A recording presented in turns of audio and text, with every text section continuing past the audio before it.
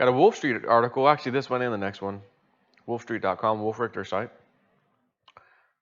iPhone sales croak. China's economy deteriorating faster than expected. Apple warns.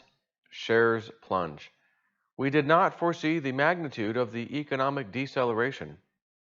Oh, dude, starting the year out on the right foot.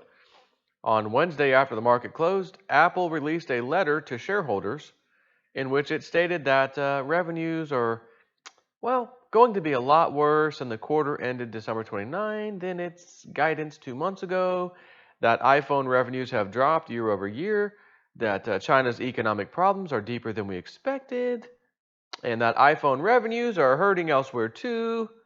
This confirms a series of revenue warnings from Apple suppliers. Shares plunged 7.5% after hours to $146. If shares close at this level on Thursday, it will be the lowest close since November 7th, 2017. Shares have plunged 38%, by the way, in 3 months. Wow, that was quick. In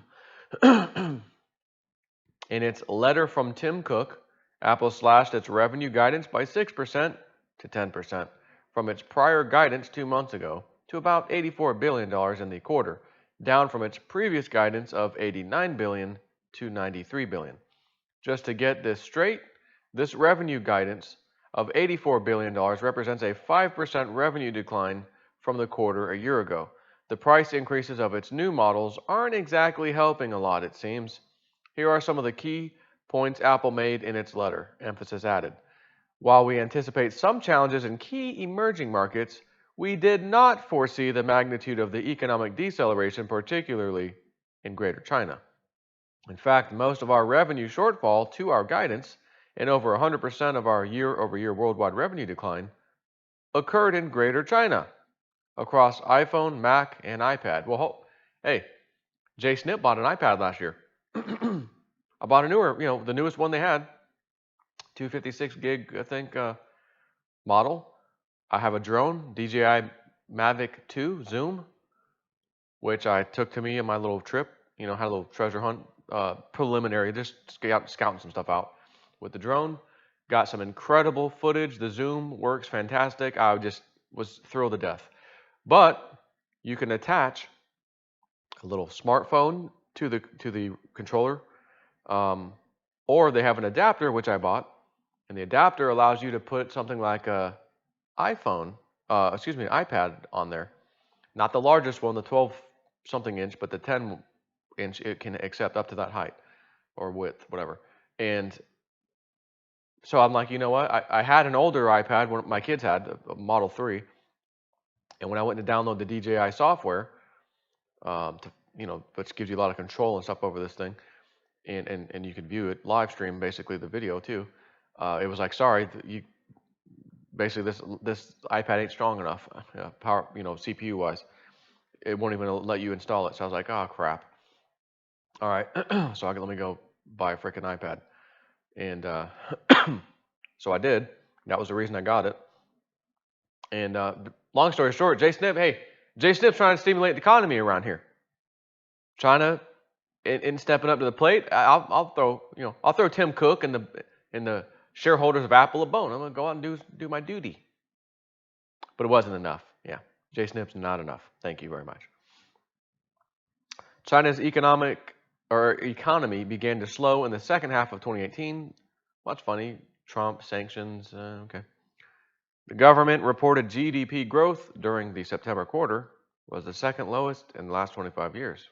We believe the economic environment in China has been further impacted by rising trade tensions with the United States. As the climate of mounting uncertainty weighed on financial markets, the effects appeared to reach consumers as well, with traffic to our retail stores and our channel partners in China declining as the quarter progressed. And market data has shown that the contraction in Greater China smartphone market has been particularly sharp. Lower than anticipated iPhone revenue, primarily in Greater China, accounts for all of our revenue shortfall to our guidance. But it's not just China that is responsible for year-over-year iPhone revenue declines.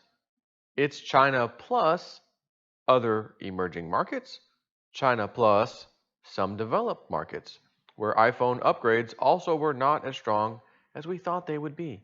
In addition to economic factors hitting iPhone sales, such as the harsher than expected slowdown in China, Apple believes there are other factors broadly impacting our iPhone performance, including consumers adapting to a world with fewer carrier subsidies and therefore becoming more price conscious. In other words, you go into the whatever store, Verizon, wherever you walk in the store. Oh, hey, you need a phone. Well, we got a new special. You can have the new $900 off iPhone for like $500. Oh wow, $400 off that thing? Yeah, 2-year contract agree. If you agree to 2-year contract, oh okay. So in other words, those subsidies that the carriers were giving have been slacking off a little bit. So in other words, you want a $900 iPhone, we got a little bit of it, $800 and it's yours. $900 for a phone. Roughly. Well, depending on what model, whatever. It's a phone. And Snippy has a freaking Android. And by the way, I think I paid over $400 for this thing because I've got so much damn email, my company, corporate email. I've got one of my personal emails. I've got another personal email. I've got an email for like the cryptos class / PayPal thing, Um, and I'm like, just emails taking up space on my phone. I was like, well, do they make any kind of phone that's got, more than 32 gigs of memory? Because that's like, it's not enough. And they had one that was 64, and then I think one that was 128. And I want to say this might be a 128.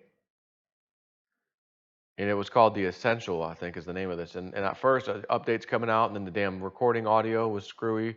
I'm trying to upload video, for YouTube from my phone, and it came. Joe, we can't hear you, man. We can't hear you. Oh, well, I just did an update on my effing phone. Sorry.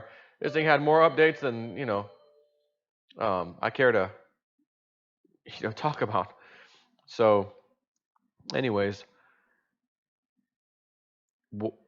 why is a phone that damn expensive? I guess where ultimately I'm going. When you could buy a laptop computer, a nice one, by the way, pretty powerful, for that price or cheaper. Why is this little? Well, can you make phone calls on your laptop? Well, technically you could. Well, you're gonna have to put some kind of cell service in that thing, right? Which you ain't really gonna do. But the iPads could do it. You could put a chip in an iPad, a SIM chip. But yeah, still, I mean, point being, I'm buying a full freaking computer system, for cheaper than a damn phone. This is this size, and this, not that you can see this laptop I'm on right now, but man. Anyways, continuing on.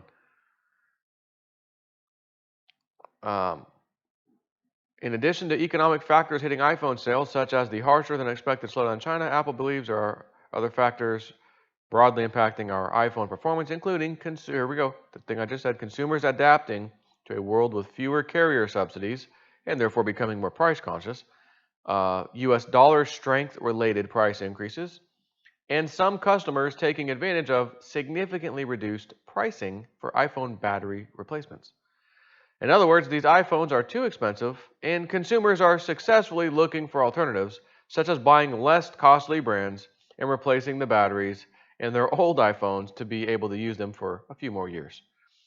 Again, what is an iPhone? Honestly, I know I have an iPad. I mean, what does that brand have over an Android, a $200 Android phone? What can you do on that phone that you really can't do on an Android? Not really much of anything. Well, it comes with FaceTime, and okay, so what? Like, it's just a stupid. It's like back in the school, back in the days of school. Oh, I got Nikes. Man, you can't be wearing those junky, cheap shoes, those Payless shoes. You better put on some Nikes, son. Or you're gonna get made fun of. Oh, I gotta have an iPhone. Why? Oh, well, no one's really making fun of us anymore, right? No one makes fun of you for your phone. Well, no. Why the hell you got an iPhone instead of a $300, $200, $300, $400 phone? Well, I don't know. Good answer. Go get another one. CEO Tim Cook then explained in an interview on CNBC that it's not the Chinese government pushing down on iPhone sales. Quote, well, certainly Apple has not been targeted by the government. So let me take away any kind of doubt on that right up top. There are reports, sort of sporadic reports, about somebody talking about not buying our products because we're American. Maybe a little bit on social media, maybe a guy standing in front of a store or something. My personal sense is that this is small. Keep in mind that China is not monolithic, just like America is not monolithic. You have people with different views and different ideas. And so, do I think anybody elected not to buy because of that? I'm sure some people did, but my sense is the much larger issue is the slowing of the economy. In the letter, as well as in the interview, Cook also complained about the trade tensions between Russia and China, or not Russia, China and the U.S. The letter points out repeatedly that iPhones are the sole problem, and that other categories are doing great, with the revenues from services, Mac, iPad, JSnap iPad, and wearables/home/accessories combined expected to rise nearly 19% in the quarter year over year. But this is not much of a consolation, given that Apple has become so desperately dependent on iPhones and its strategy of jacking up iPhone prices to overcome weak unit sales. Turns out there seems to be price resistance after all, even for iPhones. And China may just be ground zero for that price resistance. Take care.